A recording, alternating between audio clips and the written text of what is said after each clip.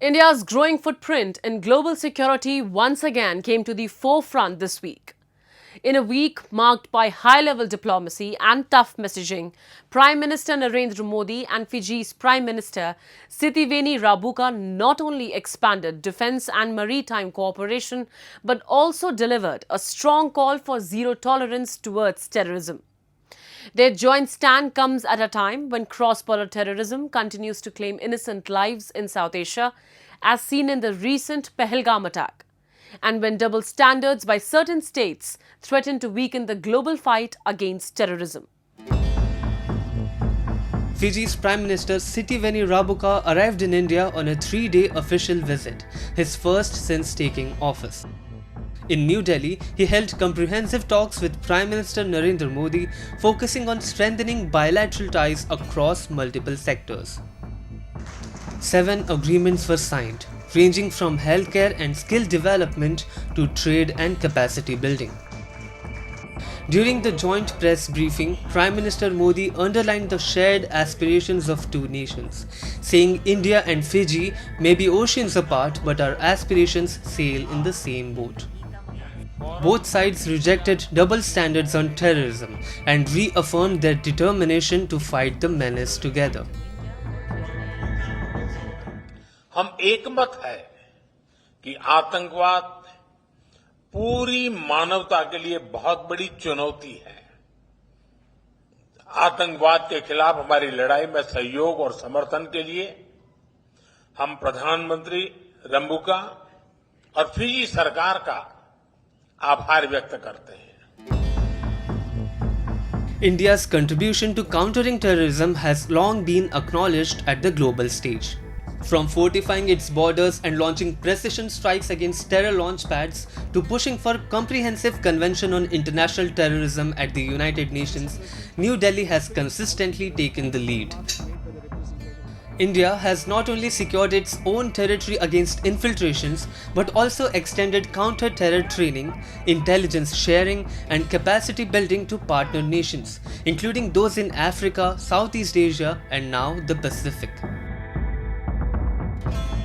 India is definitely a leading voice, a principled voice, a consistent voice, persistently talking about the dangers of radicalism and terrorism. The priorities actually in the world are changing also, especially for the West. For the West now, terrorism or radicalism, it doesn't seem to them to be a top priority. The top priority for the United States and Europe maybe are others as compared to a priority for India. That's another issue. But India has been articulating at all global forums wherever possible about the need, the urgent need. Prime Minister Modi has been talking at every convention summit that is there, be it bilateral or multilateral, about the need to remove radicalism as a thought in the global narrative and to eliminate any sources of terror and to go after them and to deliver justice. At the other extreme is Pakistan. But what makes India's stance unique is its clarity in calling out state-sponsored terrorism. Unlike many nations that shy away from naming perpetrators, India has repeatedly exposed Pakistan's role in financing, sheltering and exporting terror groups like Lashkar-e-Taiba and Jaish-e-Mohammed. Even as Islamabad continues its doublespeak at global platforms, India's diplomatic efforts have ensured that the world sees through Pakistan's duplicity. This was evident when Modi-Rabuka joint statement categorically rejected double standards in dealing with terrorism, a direct rebuttal to the selective narratives often peddled by Pakistan. Pakistan definitely, yes, claims itself to be a victim of terrorism also, right? But from our point of view, from India's point of view, whatever Pakistan may be a victim of its own internal terror, but Pakistan is causing terror in our sovereignty also. Pakistan should learn to live and let live. That is the only way ahead for Pakistan. It should learn to live and let live with India. On the one hand, there is India, which is a Today, India is not only a frontline state in the battle against terror, but also a global partner shaping counter-terror norms. With advanced surveillance systems, anti-terror legislation like the UAPA, and international partnerships through forums like the Quad, BRICS and SCO, India has established itself as a strong pillar against violent extremism. India's partnerships and memberships in organizations like the BRICS, the Quad, the SCO help in the sense that any statement which comes out of these summits, see, at the end of a summit there is normally a joint statement which comes out, right?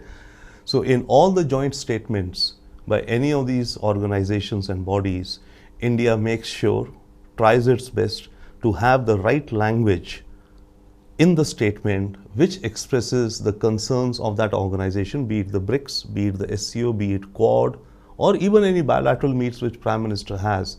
We will see that in all of them, the official statements at the end, the communique, always carries a reference to terrorism. So India brings it into the very global architecture. As terrorism continues to evolve with new tactics, India's comprehensive approach, combining military strength, intelligence sharing, diplomatic outreach and zero tolerance for double standards, positions it at the forefront of the global fight against extremism. In contrast to nations that fuel instability, India's consistent commitment to peace and security underscores its role as a reliable partner in shaping a safer world order. History of supporting, training and funding terrorist organizations.